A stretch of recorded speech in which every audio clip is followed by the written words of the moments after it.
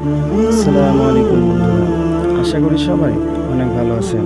বন্ধুরা, আমাদের সবার অন্তরে আমাদের প্রিয় কেবলা কাবা শরীফের ভালোবাসা রয়েছে, কারণ এর দিকে হয়ে আমরা প্রতিনিয়ত 5 ওয়াক্ত নামাজ পড়ি। তো বন্ধুরা, আপনারা কি পৃথিবীর সর্বপ্রথম নির্মিত এই কাবা ঘরের ইতিহাস সম্পর্কে জানেন? এটা মোট কতবার নির্মিত হয়েছে এবং কারা নির্মাণ করেছেন, এবং এই কাবা ঘরের আয়তন কত জানতে চাইলে ভিডিওটি না টেনে শেষ পর্যন্ত দেখতে থাকুন। কাবাঘর মুসলিম উম্মার প্রাণকেন্দ্র, মুসলমানদের সবচেয়ে পবিত্র স্থান, যার প্রতি অকৃত্রিম ভালোবাসা, শ্রদ্ধা ও সম্মান প্রতীত রয়েছে প্রতিটি মুমিনের অন্তরে। কারণ কাবাঘরের দিকে মুখ করে গোটা মুসলিম উম্মা প্রতিদিন 5 ওয়াক্ত নামাজ আদায় করে। আবার প্রতি বছর বিশ্বের বিভিন্ন অঞ্চল থেকে হজ ব্রত পালনের উদ্দেশ্যে কাবাঘর জিয়ারতে আসে মুসলিমরা। আল্লাহ তাআলা কাবাকে নিজের ঘর বলে ঘোষণা করেছেন এবং সেই সঙ্গে তার আশপাশে কিছু স্থান ও বিষয়কে শাআইরুল্লাহ তথা আল্লাহ তাআলার নিদর্শন, পরিচয়, চিহ্ন বলে নির্ধারণ করেছেন। ভৌগোলিকভাবে গোলাকার পৃথিবীর মধ্যস্থলে কাবার অবস্থান, যা পৃথিবীর নাভি হিসাবে বিবেচিত। হাদিসের ভাষ্যমতে কাবাঘরের নিচের অংশ পৃথিবীর প্রথম জমিন। হযরত আদম আলাইহিসসালামের সৃষ্টির 2000 বছর আগে সেখানে পৃথিবীর প্রথম কাবাঘর নির্মাণ করা হয়। আল্লাহর নির্দেশে কাবাঘরের ভিত্তিপ্রস্তর স্থাপন করেন ফেরেশতারা। এ মর্মে আল্লাহ তাআলা বলেন, নিঃসন্দেহে সর্বপ্রথম ঘর যা মানুষের জন্য নির্ধারিত হয়েছে সেটাই হচ্ছে এই ঘর, যা বাক্কা তথা মক্কা নগরীতে অবস্থিত এবং বিশ্ববাসীর জন্য হেদায়েত ও বরকতময়। সূরা আল ইমরান আয়াত নম্বর 96। হযরত আদম আলাইহিসসালামের সৃষ্টির 2000 বছর আগে আল্লাহর হুকুমে ফেরেশতারা এই ঘর নির্মাণ করেন। আদম আলাইহিসসালাম পৃথিবীতে আসার পর আল্লাহ তাআলার হুকুমে পুনরায় কাবা গৃহ নির্মাণ করেন এবং কাবা কেন্দ্রিক বিভিন্ন ইবাদত বন্দেগীর নির্দেশ পান। হযরত নূহ আলাইহিসসালামের যুগে মহাপ্লাবনে এই ঘর নিশ্চিহ্ন হয়ে গেলে আল্লাহ তাআলার নির্দেশে কাবা ঘর পুনঃ নির্মাণ করেন হযরত ইব্রাহিম আলাইহিসসালাম ও তার ছেলে হযরত ইসমাঈল আলাইহিসসালাম। নির্মাণের পর আল্লাহ তাআলা হযরত ইব্রাহিম আলাইহিসসালামকে বিশ্ববাসীকে এই ঘর জিয়ারতের আহ্বান জানানোর নির্দেশ দেন।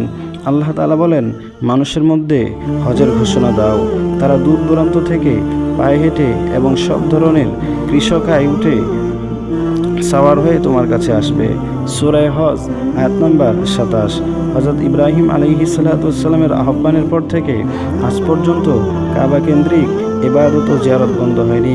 তাফসিরে জালালাইনের ব্যাখ্যায় হাশিয়াতুল জামালের লেখক আল্লামা সুলাইমান আল জামাল রহমতুল্লাহ আলাই বলেন, আমাদের শেখ আল মাদাবেগী রহমতুল্লাহ আলাই কাবা শরীফের নির্মাতাদের নাম ও ক্রম তালিকা কবিতার মধ্যে তুলে ধরেছেন অত্যন্ত চমৎকার রূপে। তা এই আরশের প্রভুর ঘর কাবা শরীফ নির্মাণ করেছেন 10 জনে। যথাক্রমে তারা হলেন 1 নম্বর আল্লাহর ফেরেশতারা, 2 নম্বর আদম আলাইহিসসালাম, 3 নম্বর শীস আলাইহিসসালাম, 4 নম্বর ইব্রাহিম আলাইহিসসালাম, 5 নম্বর আমালিক গোত্র, 6 নম্বর জুরহুম গোত্র, 7 নম্বর কুসাই ইবনে কিলাব, 8 নম্বর কুরাইশ গোত্র, 9 নম্বর আব্দুল্লাহ ইবনে জুবাইর রাদিয়াল্লাহু তাআলা আনহু ও 10 নম্বর হাজ্জাজ ইবনে ইউসুফ রহমতুল্লাহ আলাই। এটাই সর্বশেষ। ইব্রাহিম আলাইহিসসালামের নির্মিত কাবা শরীফের দৈর্ঘ্য ছিল 30 হাত, প্রস্থ ছিল 22 হাত, উচ্চতা ছিল 9 হাত, উপরে ছাদ ছিল না। পরবর্তী সময়ে কুসাই ইবনে কিলাব ইব্রাহিমের ভিতের উপর কাবা শরীফ পুনর্নির্মাণ করে এবং কাঠ দ্বারা ছাদের কাজও সম্পন্ন করে। তখনও দরজা ছিল মাটি বরাবর। কালের চাকা ঘুরে এলো কুরাইশদের কর্তৃত্ব। তারা মনস্থ করল কাবাঘরটি পুনর্নির্মাণের। পর্যাপ্ত অর্থ ছিল না তাদের কাছে, তবু এই মোহিতপূর্ণ কাজের সিদ্ধান্ত নিলই তারা ইব্রাহিম আলাইহিসসালামের নির্মিত কাবা শরীফে কিছুটা পরিবর্তন করল, কিছুটা ইচ্ছা করে, কিছুটা অর্থের অভাবে। তারা উচ্চতায় আরও 9 হাত বৃদ্ধি করল, ফলে তার উচ্চতা হলো 18 হাত এবং দৈর্ঘ্য কমিয়ে দিল 6.5 হাত, আর তা হাতিম বা হিজর আকারে রেখে দিল। তখন নির্মিত অংশের দৈর্ঘ্য দাঁড়ালো 23.5 হাত এবং দরজার চৌকাঠ উঠিয়ে দিল অনেক উঁচুতে, যেন শুধু প্রভাবশালীরাই কাবার অভ্যন্তরে প্রবেশ করতে পারে। এরপর আব্দুল্লাহ ইবনে জুবাইর রাদিয়াল্লাহু তাআলা আনহু হাতে নিলেন পুনর্নির্মাণের কাজ। তিনি রসুল সাল্লাল্লাহু আলাইহি সাল্লামের ইচ্ছার বাস্তবায়ন করবে ইব্রাহিম আলাইহিস সালাতু ওয়াস সালামের ভিতের উপরে কাবা শরীফ নির্মাণ করলেন। হাতিমকে কাবার অন্তর্ভুক্ত করলেন, তবে উচ্চতায় আরও 9 হাত বৃদ্ধি করলেন। তখন কাবা শরীফের উচ্চতা দাঁড়ালো 27 হাতে। দরজা বানালেন দুটি, একটি প্রবেশের জন্য, অপরটি বের হওয়ার জন্য।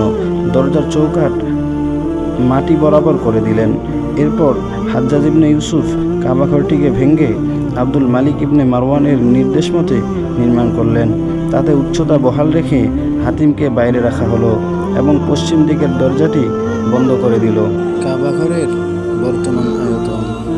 কাবাঘর বর্গাকৃতির। কাবাঘরের উচ্চতা মোট 45 ফুট। পূর্ব দেয়াল 48 ফুট 6 ইঞ্চি, পশ্চিম দেয়াল 46 ফুট 5 ইঞ্চি, উত্তর দেয়াল হাতিমের পাশ 33 ফুট এবং দক্ষিণ দেয়াল 30 ফুট। ইতিপূর্বে কাবাঘরের 2টি দরওয়াজা ছিল ও 1টি জানালা ছিল।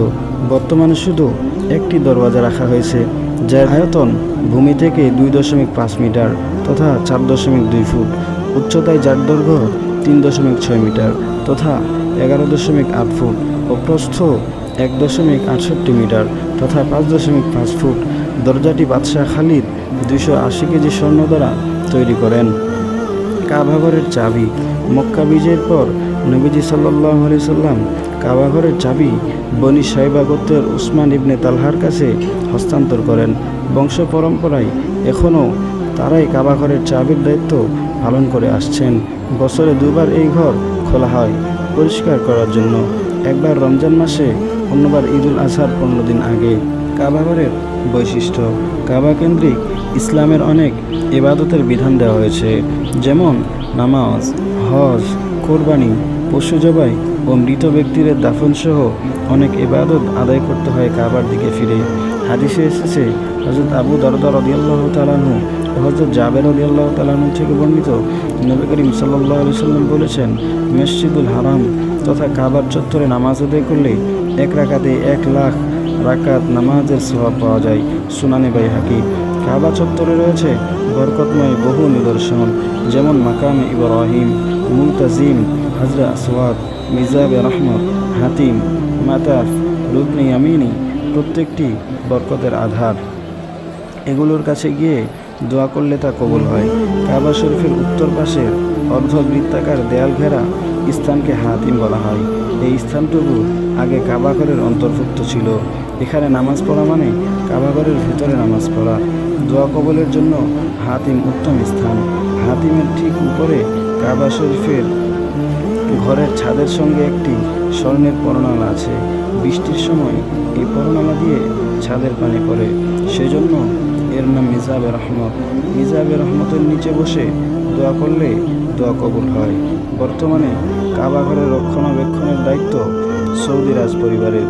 সৌদি সরকার প্রধান তথা বাদশাহ কাবা শরীফের মুতাওয়াল্লির দায়িত্ব পালন করেন। তো বন্ধুরা, ভিডিওটি কেমন লাগলো অবশ্যই কমেন্ট বক্সে জানাবেন। সকলেই সুস্থ থাকবেন, ভালো থাকবেন।